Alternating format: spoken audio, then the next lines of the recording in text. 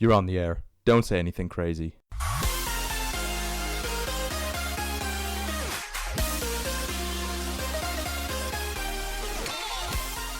Game stonks, WallStreetBets, the most anarchistic, insane, nihilistic, anti-establishment, amazing group of self-proclaimed retards taking down Wall Street. Brotherly bear, what a 2 weeks it's been.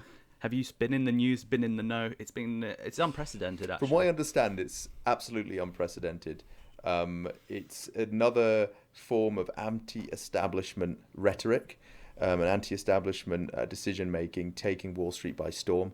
I'm very excited to see the information you can partake. I know very little about this other than it's really pissed off some bankers. It has pissed off quite a few hedge funds, but don't sell retards, apes together strong. And this is the kind of stuff you see on Wall Street Bets, brother, but I don't know if you've taken the time to look at this decrepit wall of posts and ideas and tweets. Briefly. Skimmed over it. Well, just looking at the number of users on Wall Street Bets, when I joined this nihilistic group of wonderful autists, it was something like 2.5 million, and that's since risen by 6 million in the span of a week. So it just goes to show, the power of, and it was very much, I think, to start with at least, an America-centric movement, but it quickly became quite international, and you sort of see Poland here by your side, and then the Indians joined a few weeks ago, and it's quite fantastic. But I think on a deeper philosophical level, I did ask the question, is this potentially us generating a battle? So relishing the battle, the struggle, the resistance. We are known as sort of the lost generation in the sense that we don't have that one great cause. So maybe this has given us sort of a much needed united cause, particularly the fact it's locked down. We've got too much time on our hands sitting in front of the internet, and we've essentially manufactured this fantastic thing we can get behind, where it's David versus Goliath, and David's got a crack at it. Yeah, so this is what leads me to not really understand the situation. Where is the Achilles heel on the Wall Street bankers, the brokers and the hedge funds that's allowed this group to kind of penetrate it? Are we just talking the sheer numbers of people that have jumped on the bandwagon in the group, in the subreddit forum, or is there something else at play, something different this time that allowed them to kind of hack into it? Yeah, the sheer numbers, that can't be understated. That's a massive factor in all of this. And in fact, without that, this wouldn't happen, obviously. You've got to have a threshold of a good number of people getting behind a very limited number of stocks, 1 or 2 stocks, and essentially a coordinated buying effort on the part of almost everyone involved. But apart from that, there's also a technical factor, which is the short squeeze. So yeah, in terms of the anatomy of the more technical aspects of this, so a short squeeze, and before we get to what a short squeeze is, we should probably sort of dissect what a short actually is. So in short, the investor borrows shares of a stock that they believe will decrease in value over time, and that will be done by a set future date known as an expiration date. So the investor sells the borrowed shares and holds onto the cash from those sold shares. But before those shares must be returned to the lender by that predetermined expiration date, the trader is betting that the price will decline in the meantime, and so will be able to purchase the stock at a far lower price than they borrowed those shares at. So effectively, the shorter is in the money in returning less to the lender than they originally borrowed, provided the price of the share drops in the period between the shares being borrowed and the expiration, if that makes sense. Yeah, so this issue of short selling, which is not that complex, but when it's spelled out, and a number of media outlets have done this, and it still confused me, there seems to be somewhat of a grey area when it comes to the legality. Yes, so I think shorts as a practice are completely legal. What the question mark over the legality, I believe, was sort of over the percentage of the total number of shares of a company that can be shorted. So I think it's understandable if 100% of the shares of a given company are shorted, but it should sort of cap out at 100%. There's no reason why in the case of GameStop there was 130% of the GameStop shares shorted. That shouldn't be allowed, and it's sort of a questionable practice, right? How can you be shorting more shares than are actually available? And so I think Elon kind of jumped to the WallStreetBets defense, because he himself was, in fact, was sort of the victim of a lot of shorting way back when on the Tesla. I see. And just going back to the shorts. So essentially, the short, it's not a common practice. It's kind of a few black belt investors venture into the short side. It's not something that's sort of commonplace and common practice. And then if we look at the short squeeze, so if we understand the short as they essentially, because they're returning less, they're returning less in monetary terms to the lender, but they're not returning less in terms of the number of shares borrowed, right? So they borrowed 10 shares and they gave 10 shares back, but in the meantime the price dropped and they keep the difference, if that makes sense. Yeah, that makes sense. So yeah, they're keeping the difference of that That drop. that discrepancy, that drop, and In monetary terms, yeah. And that's where the controversy kind of comes about. Controversy, yeah, sort of originates from, right. because there's been a lot of kind of hysteria about all this. But let's go back to WallStreetBets for a second. So tell me a bit about the subreddit forum, because I'm not too familiar with that particular aspect of Reddit. So tell me a little bit about that. Is it just kind of a investment folklore platform? What's the deal there, Brother Bear? Yeah, sure. Just before I get into that, I just want to quickly cover what a short squeeze is, given we've just covered what a short is. So a short squeeze essentially occurs when a stock jumps sharply, essentially forcing other traders who had short positions, where betting on the price falling, to buy into it, to basically forestall an even greater loss. So essentially they would push their expiration date back by buying ever more shares and essentially paying the lender on time their allocation of shares, in the hope that eventually it will tank and their short will come good. But scrambling to buy sort of only paradoxically adds to the upward pressure on the stock's price. So that's what a short squeeze looks like, and it's essentially why WallStreetBets as a community sort of pounced on the stocks they did, right? So it was GameStop, namely BlackBerry and AMC as well, and Nokia, and essentially they're a mad bunch of anarchistic, insane, nihilistic, anti-establishment group of people. They call each other retards and autists for good measure, or all in good spirit. So I took some quotes actually from WallStreetBets a few yesterday. So some of them are like, "Don't sell. That's all I can say for now, apes. One of you retards made the news. Look at this." And then there's these other people. It gets a bit darker and a bit more real when you hear about these things. So you only lose if you sell. Down 77%, 10k. My whole life savings is still holding. Diamond hands, boys. Got nothing left to fear, so why sell? Oh my god. Lost 25k, but still diamond hands. Who's with me? We ride at dawn. Oh my god. That's an incredible amount of financial nihilism there. That's yeah. That's such erratic behavior. Is there? But surely people, like, what kind of love for risk is steering this kind of behavior? Or is this just the internet doing what it does and pooling together people with highly nihilistic ideas? Yeah, so I think for the first time in a long time, we've seen a coordinated enough group of apes sort of pushing at one or two stocks. And so I think in that sense, it's unprecedented. I think the internet always had the ability to create something like this. But for whatever reason, and I still really don't know why, it's not happened until now. At least there was something not dissimilar to this in 2018 on another stock, which the name of which escapes me. But it was on the same precedent, right, where you had a group of people in a forum. I'm not sure it was Reddit or not. It probably was. And another bunch of these nutcases are again rallying around a stock. And guess what? Simple demand-supply economics 101. If there is enough demand, the price has to go up. Yes. And obviously they've hit this critical mass and some, and the price has skyrocketed to the moon.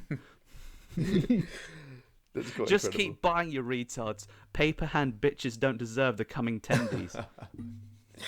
And tell me if I need to decipher some of this stuff because I'm still learning some of this lingo. Well, I can infer some of the meaning behind this, but I may be incorrect.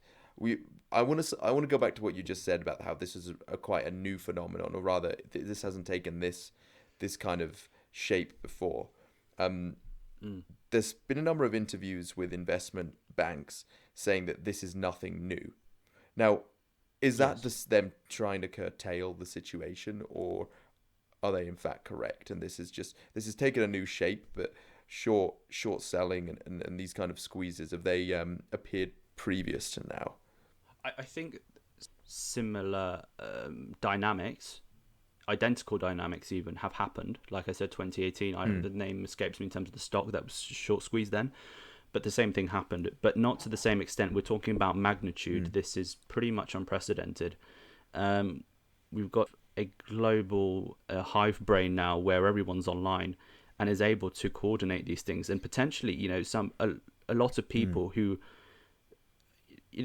held in high regard are sort of talking about this being quite a milestone and potentially a step change in how markets work. If people are able to sort of connect like this and coordinate to such an extent where you can drive the price of a stock up 300% in a single day, then it fundamentally throws into question the dynamics of markets and sort of the status quo. Yes. So I think people would struggle to say with a straight face that this is nothing new.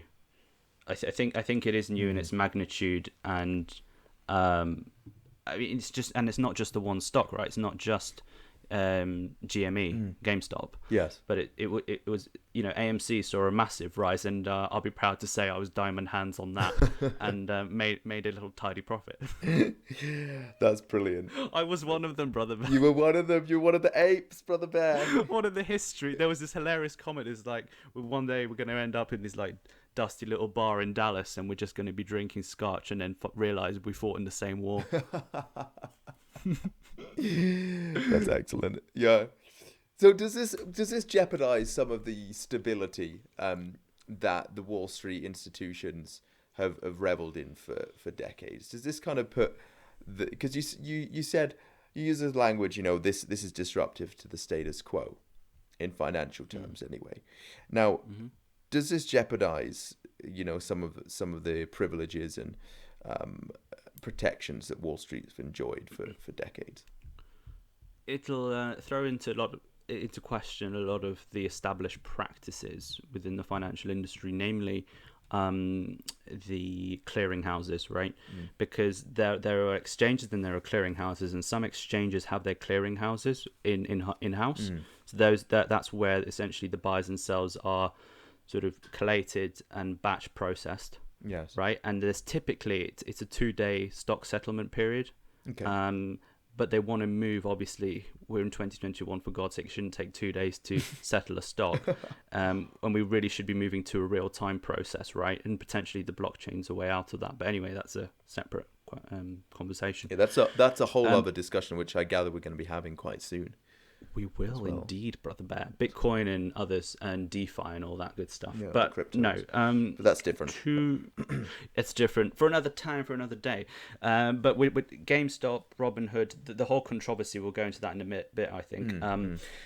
The 2-day settlement period really is so last century, and we really need to move past that into a real-time process. And whether that means throwing out legacy tech and essentially getting new back-end systems that can cope with higher volumes, which obviously, look, the whole Robinhood phenomenon, the fact that there has been over the last, I'd say, 5-10 years, a massive trend towards the democratization of finance and the ability of the average Joe to buy and sell stocks as easy as it would be to bet on your favorite football team. It's just incredible, and I think Wall Street has underestimated the impact of that dynamic in terms of how much of market movers they can be when these apes, which is what they call themselves, it's not derogatory in any way, shape or form, is if they organize well enough around a particular stock and Yeah. rally around it, then you can move markets in a big way, and in the process bankrupt hedge funds who are short So- that stock, right? Okay. So I've got to stop you there, and I've got to ask you this: is this a purely self-interested, on an individual level, self-interested set of behaviors by the apes, or is there actually a collectivist, anti-hedge fund rhetoric that's governing these decisions? That's such a good question. It's a bit of both, but I think 80% of the people on there are the latter. So they are willing, in a crazy, crazy world that we live in, they're genuinely almost more happy to lose money and see the hedge funds lose out. They're Wow. almost willing to pay the money to see the small guy win, i.e. themselves, as a collective. Even if it means losing money on an even if individual level. it means losing money, and you can only tell so much by the words typed on a screen, but the sense you get is that yes, it's sort of 80-20 in the direction of it's more activist, and it's more about the principle of what they're actually doing, and this is historic and we want to be a part of this, and we're rallying around against the big bad guys in suits on Wall Street, the same guys that we bailed out with taxpayer dollars in 2008. And so there is a lot of that, and I think that's one of the binding principles as to why this movement's seen so much steam and just it has been as unrelenting as it has been. But equally, I think there are people, there's a mix, right? And there are also people who want to drop out and not lose money, obviously, and will sort of jump ship when it's sort of most appropriate and tenable for themselves as individuals. Now, that's very interesting, and that isn't the answer that I was expecting. Just because it's sort of been drilled into us that we live in an age now of atomized consumption and individual decisions, and the collective is dead. Again, we can't make an accurate call on whether that is the case, and that this is actually been conducted in a truly collectivized Robinhood like fashion. But I think the point you made there, Andre, about people being comfortable with losing their own money as long as the big guys lose out, that if that is the case, that says a lot to where we are now. And this actually reminds me of aspects of the Brexit vote way back in 2016. It was a long time ago now, when I would encounter individuals, friends, acquaintances, people I worked with, that all well knew that the exit of the European Union would affect them financially in an adverse way, but they were happy that it happened because it meant that essentially the elites and the establishment, in this particular case the European Commission, took a massive hit, and the mega rich took a massive hit. So maybe, I don't know, I'm seeing a parallel here, Brother Bear. Correct me if I'm reaching there, but I'm seeing a parallel with some of those behaviors. Yeah, definitely. I think it's sort of voting with the little power you do have as individuals, but as a collective, you can move the foundations of the building, right? And I think that's true of a democracy as much as it is of the stock market, which is a monetary democracy, I suppose, in real time, right? Right. And so if you get enough people behind the demand side, then inevitably you move the price, and there is some power to that. And I think there's sort of something galvanizing and quite inspiring being part of something bigger than yourself, whether that's a political movement or whether that's something as seemingly trivial as GameStop, but it's not, right? Because if enough people get behind it, it could be the spark of something akin to a revolution, or at least something that changes law and the way things are fundamentally run. And I think in a large way, look, I think the world we left behind prior to all of this, I think the world we're going to see out off the back of the GameStop phenomenon and all of this is going to be slightly different. I don't know to what extent yet, but there are lawsuits and looking into why Robinhood froze trading and all of that. So do tell me, Brother Bear, what's the situation in terms of the litigation of these matters? I mean, are people being targeted individually? Is it certain members of the Reddit forum, or is it Reddit itself that's being held accountable by these people through law firms? How are people actually suing the parties? Yeah, so I think a good place to start is the beginning, which is essentially the day, I think it was sort of 5th or 6th day of rampant rallies within the GameStop stock, as well as AMC. I believe that was starting to follow it up on that upward trajectory. And what happened is, out of the blue, Robinhood had halted the ability to buy. However, the opportunity to sell on their Robinhood platform remained open. And this was sort of came with no explanation as to why this was the case. And there was no communication provided afterwards either for some time. And I think it was only sort of 48 hours later that we heard from Robinhood. And they claimed that it was sort of the under the radar business of these clearinghouses, which we don't sort of have sight of as the general public. And these issues around the 2 days stock settlement period, which needs to change, obviously, in light of all of this. Whether that is the case or not, we don't know. The investigations that will ensue will probably bottom out exactly what did happen, whether this was the case, whether it was sort of this settlement period that was the biting point, or was it something a little more sinister. So there are some questionable ties Robin's got here. So Robinhood currently is strongly denying that its move was sort of, in terms of cutting off the buying opportunity, was influenced by larger investment firms it works with to execute these trades. And they're claiming, in quotes, this is exactly what they said: this was a risk management decision and was not made on the direction of the market makers we route to. So that's what they wrote. However, if you look at Citadel, which is one of these clearinghouses and essentially a market maker, as they're called, is founded by this guy called Ken Griffin. And the suspicion is that there might have been some pressuring to Robinhood to limit trading of certain stocks.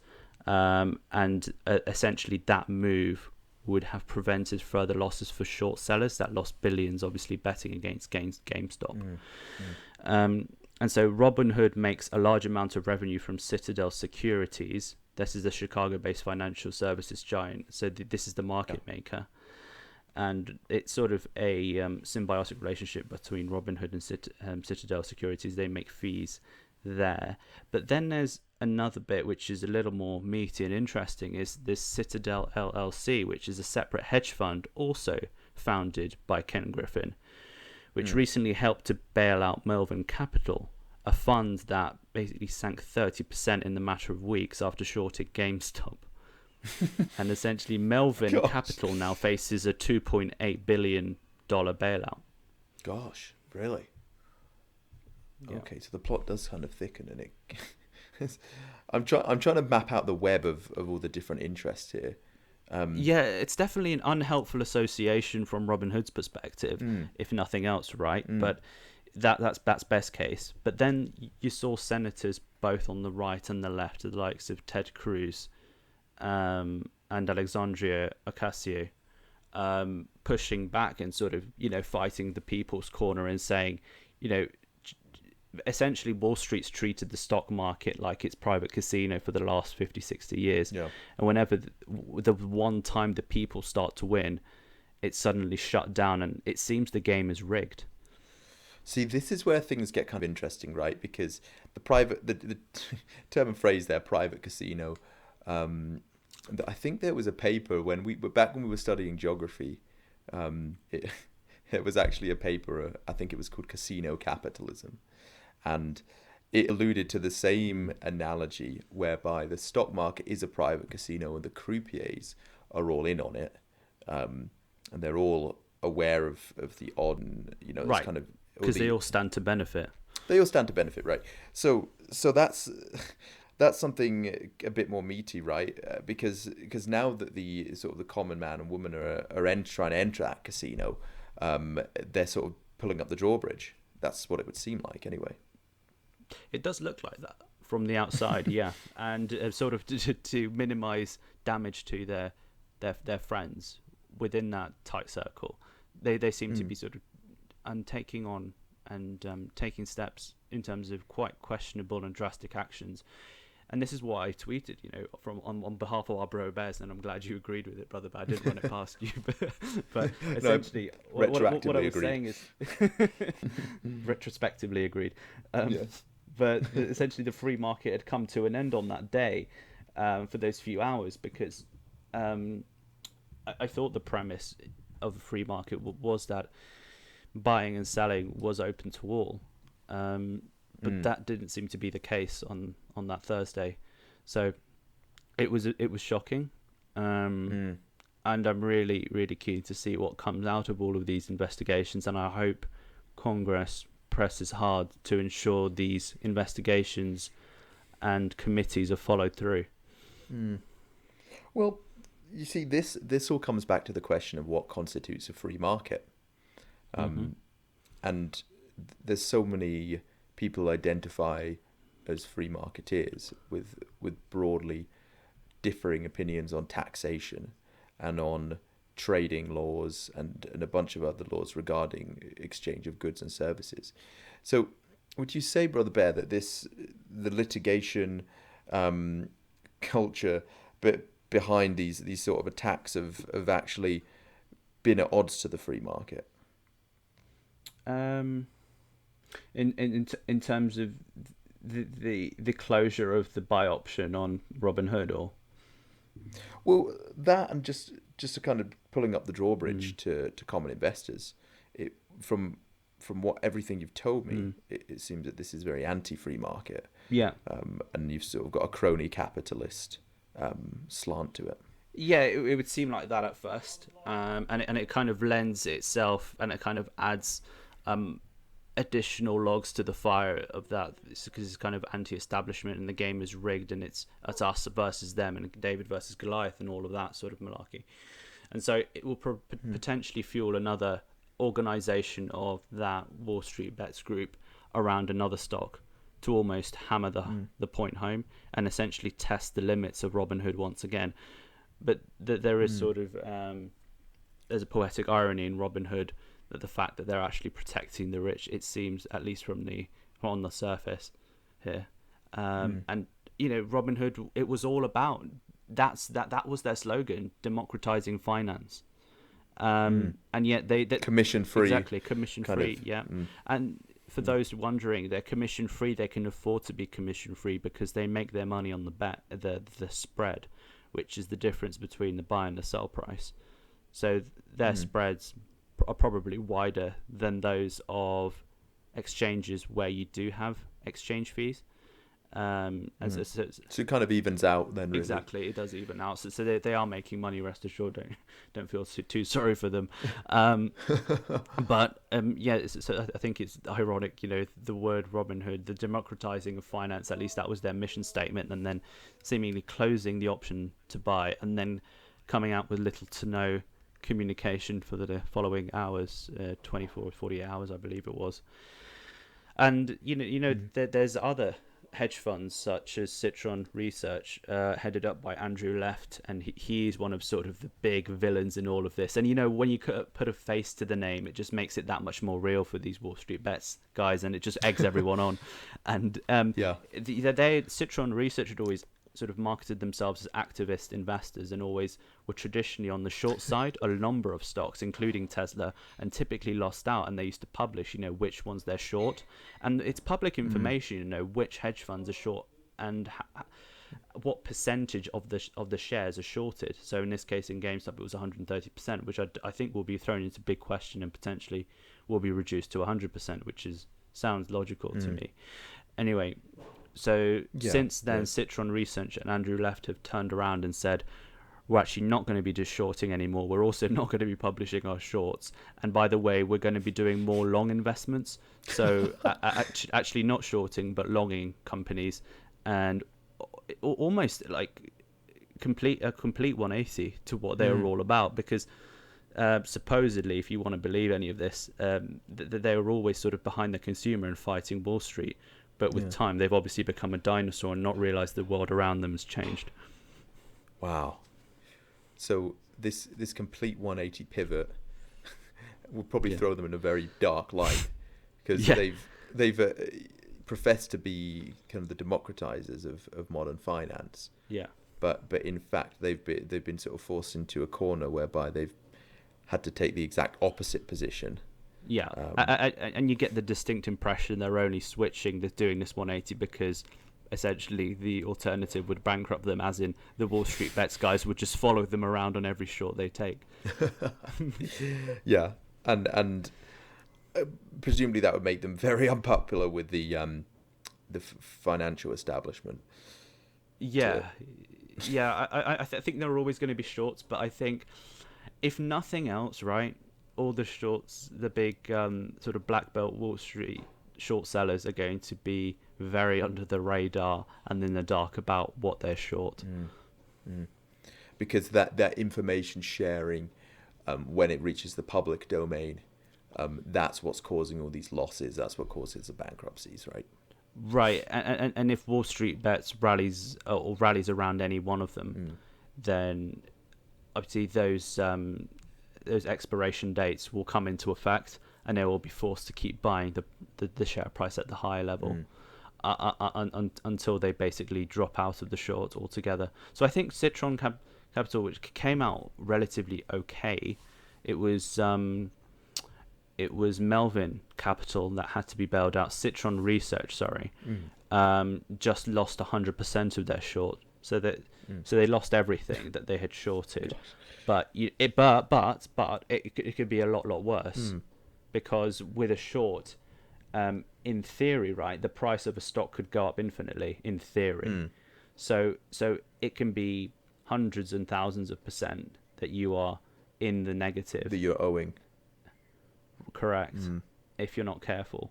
So being only 100% to me, I think in light of all of this, is a bit of a success. Is actually desirable in this situation. Yeah, and I mean, it's damaged a lot of reputations on Wall Street, and I think it's thrown a lot of sort of legacy establishment protocols and best practices into question, and probably rightly so. And I think these things will be refreshed and looked at in sort of a 2021 lens. Who are the winners of this situation, Andre? Are there any? I don't. I think the people are the winners, because we've stress tested the system and we've broken it. We've literally broken it. If Robinhood is to be believed, the clearinghouses didn't do their job because the volumes were that high that they just couldn't cope with the settlement of buys and sells, or buys predominantly, because that's all that WallStreetBets were doing. But it's broken the system, stress tested the system to the point of where it's broken. So we now need to revisit the system, redesign it probably, look at these settlement dates, change it from 2 days to real time. Potentially we're looking at decentralized finance, aka DeFi, to accommodate or implement that or enable that functionality. But we'll talk about it in our next podcast. But I think at the end of the day, the people are winning here, because there will be, look, the Senate, the people, both on the right and the left. It's amazing that it takes something like this to bring together the Democrats and Republicans. But they've rallied around with the people, right? And the likes of Ted Cruz on one side and Alexandria on the other side, that they're behind the people. And it can't be a game that only Wall Street's allowed to play, and then when we try and make some money off the back of it, we find out it's rigged. So I think regulations will change for the better. Finance is only going to become, and in participation within the stock market is only becoming ever more democratized.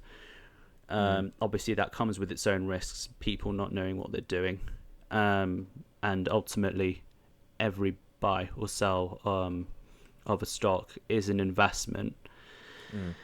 But there's a danger. I think there's a very fine line, essentially, is what I'm trying to say, between an investment and a gamble. Yeah, and the average retail investor, unfortunately, often goes down the gambling route or treats investing as gambling. Very quickly gets into sort of negative equity.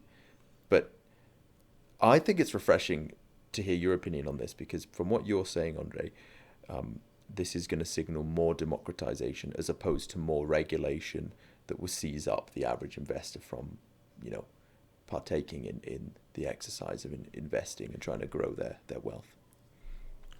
Yeah, absolutely. It's going to increase and hopefully ease entry into the stock market for the average investor on the street. And I think that is a good thing, provided they're informed enough and done enough of their own research. You can't tell someone you're not smart enough, you're not well informed enough, you've not done enough research to inform this buy or sell.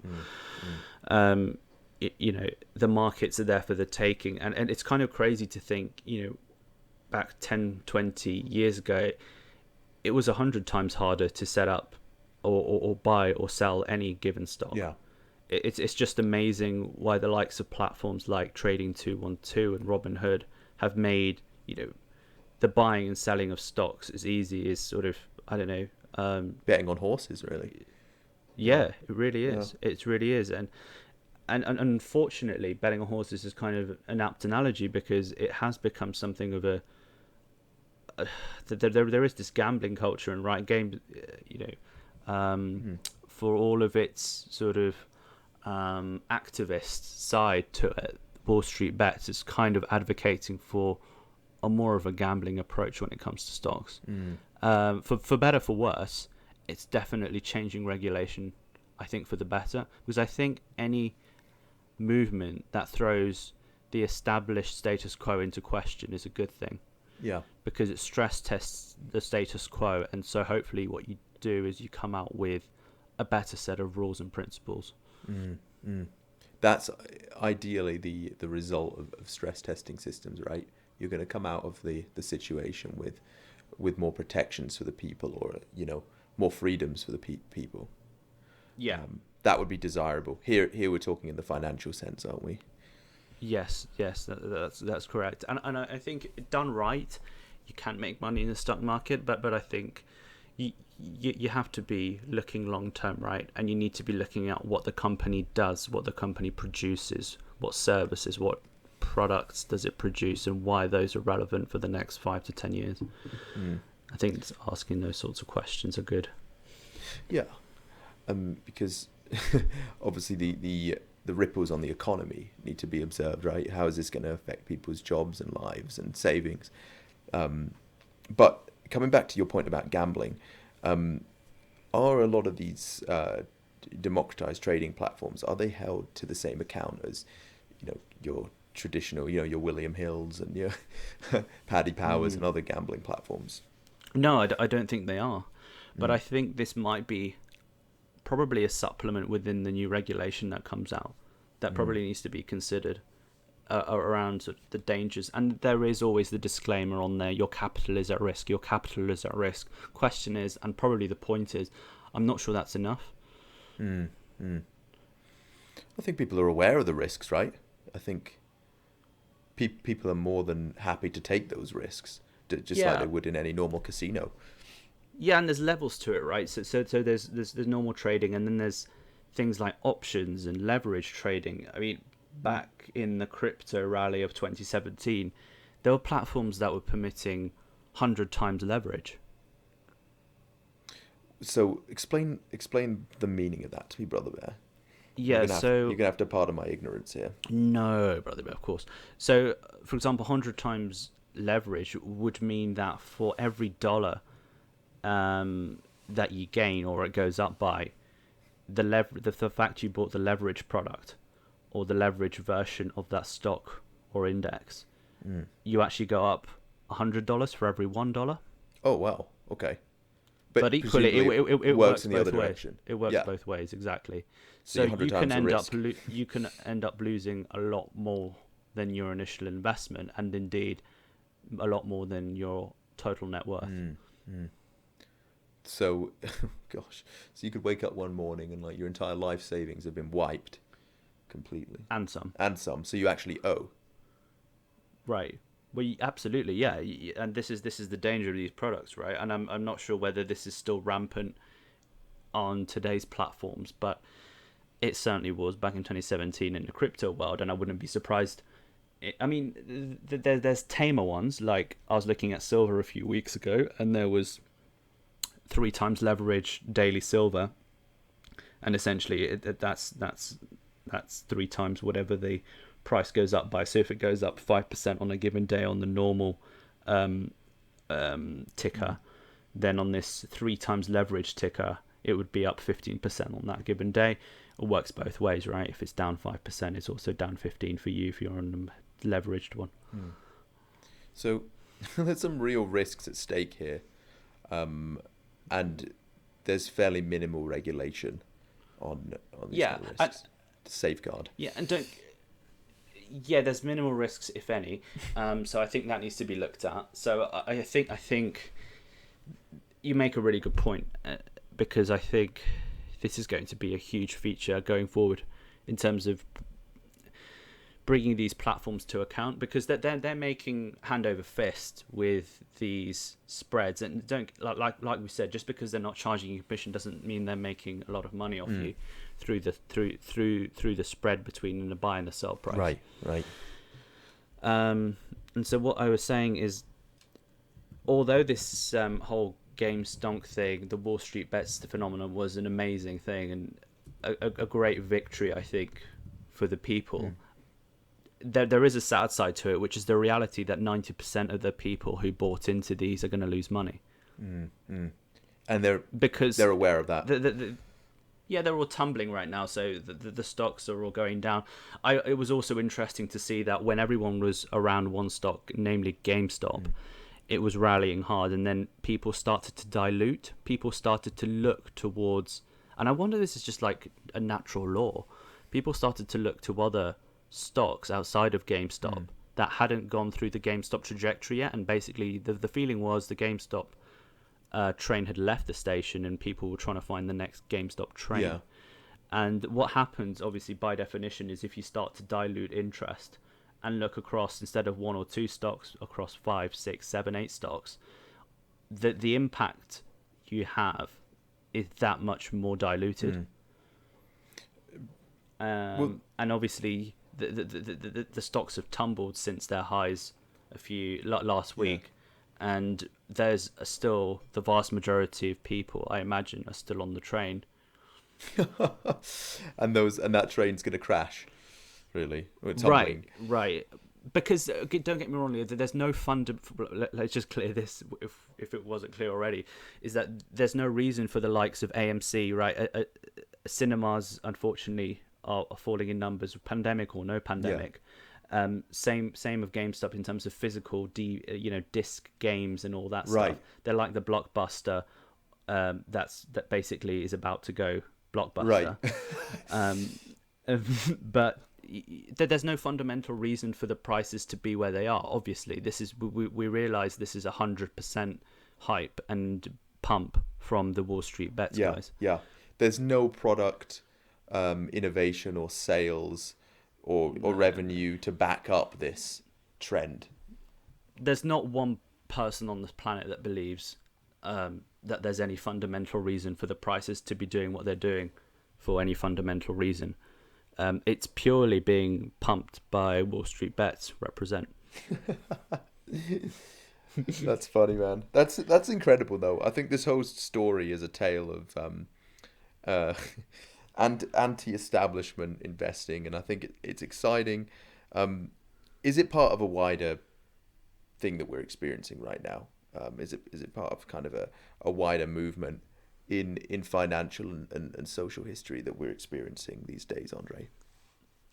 I think we go back to the sort of the dynamics at play right now. The establishment, or being against the establishment's always been there, but I think that's coming to a head with the disparity between the very rich and the very poor, that disparity growing. And then on top of that, you've got COVID, which I think is probably in no small part leading to worse decision making. and also more appetite for risk, and probably nihilism and anarchism, and just by token of the amount of time on your hands, an unhealthy amount of time on your hands at that. So I think there's a few things. I think I've mentioned two there, and I think it's probably a movement which time has come. So you're saying this was kind of due for a long time then? I think it was due for a long time, all things considered, right? And in retrospect, it was obvious this was going to happen. But then hindsight's a wonderful thing, and you can always say that. But with the amount of people, it also, right? People were talking about their UBI or their welfare. They've got a few hundred or 700 coming through every month. And then you've got some coming through for the kids who are also unemployed, and this is like a dark scenario. But then, why the hell not throw it on GameStop? What the hell? Well, exactly. Yeah, I think to add to your point a little bit about COVID, the wake up call of life being finite is stronger than ever, and I think people are acting quite impulsively where they can because of that. And I think people are more reckless with money that they haven't earned. That's just a perennial issue. So those factors, I suppose, have all contributed towards this kind of anarchistic, nihilistic behavior, right? Yeah. Do you think we're, after this pandemic, Leo, we're sort of due a period of somewhat, I don't know, slightly more liberal attitudes, more impulsivity and hedonism? I would not be surprised for a second if that were to ensue for a year or two after this pandemic. I think that people in the West, right, have had it so good for so long, and when you get that taken away, completely taken away on the supply side by governments and other businesses, when you get that freedom back, I think people have a tendency to go a bit crazy. So I wouldn't be surprised if hedonism, a bit of nihilism. I think people will try things that they didn't even consider before. I think whether it's with, I think that's very true. Yeah. Whether it's going on a cruise or buying a gun, I think that consumers are going to mental, mate. Mental, fam. Consumers are going to do some mental things, mate. Like stuff they just. Well, I think it would be interesting to see what happened after the Spanish flu. Was there this kind of, I don't know, explosion of pent up hedonism and impulsivity? Well, it's kind of a difficult comparison there with the Spanish flu, because obviously you had the wartime that was sort of ravaging on around that time. I think the economic conditions of the Roaring Twenties definitely allowed people to be a bit more exuberant and a bit more hedonistic. A better parallel might actually be the end of the Second World War in America. So the troops coming home, the war ending. Yes. That kind of, everyone started making babies. The baby boomers. Exactly. Literally, the baby boomers. Everyone started making babies and spending loads and traveling all around the country, and you had this wonderful thing called the interstate that suddenly popped up in, I think it was 19... People started getting fridges with freezers. I know, crazy. Amazing. Crazy. And vehicles with air conditioning units fitting them, just insane things. So it's a range of planets, right, that have to align, but... Unbelievable. I don't know. But this is all a mark of the time we live in, is it not? Yes, absolutely. And Leah, I just want to sort of wrap up with the fact that this whole issue around, because these clearing houses, right, whoever they are, that they are centralized nodes that have failed in this instance, right? Right. And wherever the point of failure, you can bet your bottom dollar it's centralized in some way, shape, or form. It's trickled down from poor decision making or poor judgment on the central form. Well, I think it's ultimately centralized finance, right? Which has been everything. We've known nothing other than that. But I think potentially the technology that is blockchain and decentralized finance that will sit on top of that whereby you are everything. You are the custodian. You are the bank. You are the vault. You're everything from start to finish. You are the clearinghouse. You are the exchange. It's almost hard to explain and hard to conceive of, but I think we're going to go into this at some point in a future podcast. But what I'm trying to say is that this whole issue and the failure of centralized systems of governance around finance, and an obvious failures, whatever that is, you can bet your bottom dollar it will basically point to a centralized node that failed, whether that was a clearinghouse, whether that was Robinhood, whether that was Citadel, whatever. And I think it's only going to strengthen the case for decentralized finance and what blockchain can do to emancipate the average consumer. What a liberating thought. So what you're saying is that we've outgrown centralized finance, and centralization in the financial sense is actually soon going to be part of yesteryear, or will only be one part of the financial and monetary equation. And things like this will increase in their frequency and lead to more people having trust in the blockchain. Exactly, and I think this might be the first one in a chain of breakages, right, where we see the limitations laid bare before us of a centralized finance system. Through one way or another, it's going to be broken, whether that's driving up a price and doing a short squeeze or something we can't yet conceive of. I think these are going to happen ever more frequently and essentially push us and make us realize that a centralized legacy system no longer works. And we need to move to a decentralized network. Taking this back to economics and living standards, and I always do this, Brother Bear, and I don't want to deviate from the financial side here. It's not at all. They're very interconnected, and I feel like centralized systems and having a central banker boss as well as your actual bank boss, your mortgage lender or your credit card company, that's becoming more and more untenable and unrealistic for the average worker. Given that that's the case, perhaps it's just inevitable. Perhaps decentralized finance is going to be an inevitable way of things for at least people who are smart enough to tap into that or have the means to do that. I think decentralized finance is inevitable. It's exactly that. But I don't think I think it will be available to anyone and everyone from, your grandma to the day you turn 16, whatever, and you open your own bank account. No, I don't understand technically how my email works. I also don't understand really how we're connecting over the internet. But just because I don't doesn't mean I need to. So it's the same with decentralized finance and blockchain. You don't need to know the technology back to front, how it works. You don't need to engineer it. But if it's user friendly, it's still liberating you, right? Exactly. Incredible. And this is probably something to watch, because as we move away from centralized systems, as they get hollowed out, the decentralized alternatives are going to take the stage. Yeah, and I think you're seeing decentralization as dynamic across all sorts of industries, not just finance, right? I think you're seeing the empowerment of the individual and the dwindling importance of the nation state, for example. Well, honestly, and the internet enables that, right? Because the internet is, by definition, a decentralized network.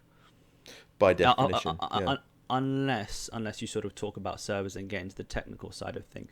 Either way, shape or form, the internet doesn't really care about borders unless you're talking about national censorship of the likes of China.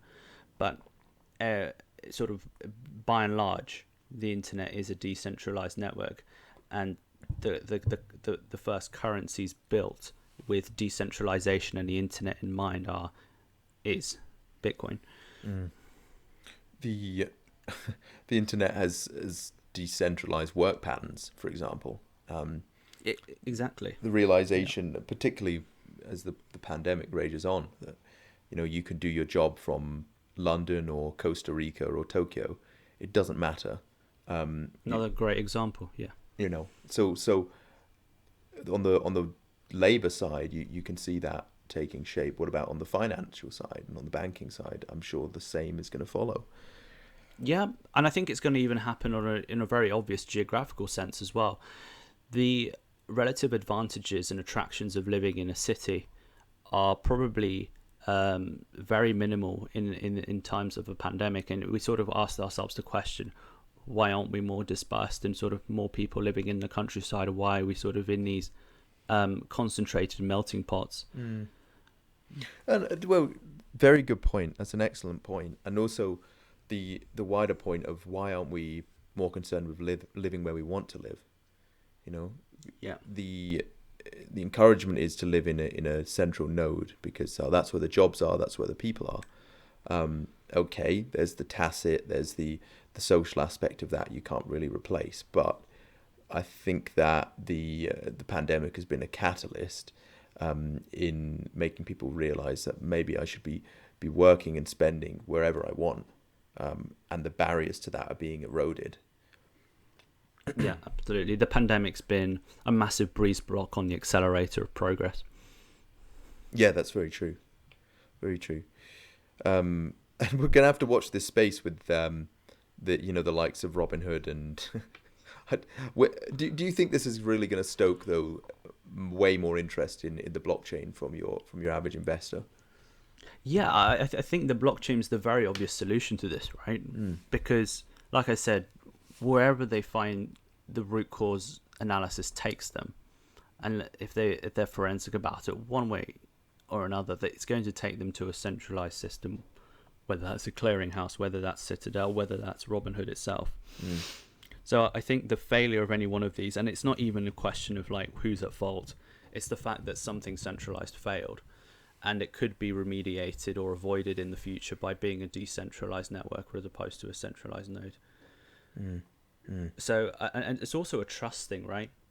Another huge part of this is trust. If you don't need to rely on a centralized exchange to execute your order, whether that is a buy or sell, and you are the exchange and you are the custodian of your stocks, because stocks are on a decentralized network, then there's no need for all of these Robinhoods, exchanges, and clearinghouses.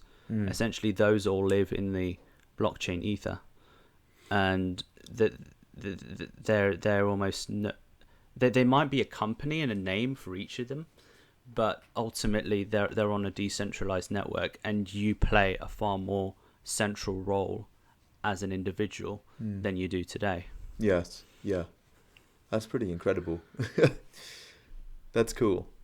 And we'll definitely be covering that in a future podcast. Well, yeah, that's one of the podcasts on the cards, right? We're going to be looking into crypto currencies and sort of the broader economic implications of that, parallels to gold and all that jazz. Yes, fantastic. And I'll convert you, Brother Bear. Convert me into gold. Convert me into crypto. I'll convert you into Bitcoinophile. I'm excited. Ever since Ray Dalio changed his position, my ears have pricked up. Yeah, he's recently called it something like a remarkable technology. It's brilliant. I've got a bunch of reservations about it, and I'm looking forward to you debunking them. I'll do my best, Brother Bear. I'll do my best. Well, ladies and gentlemen, that's been podcast 18, Game Stonk. I really enjoyed that, Brother Bear. Thanks for joining me. Guys, will join us on the next one. We're going to be talking about guns and free America. Absolutely. Absolutely. Liberty, life, liberty, and the pursuit of happiness, and guns on our next podcast. Brother Bear. I'm going to put it better myself. It's been awesome. Really loved this one. Take care, Brother Bear. Take care. Peace out, everyone. Over and out. Pow! Pa-pow!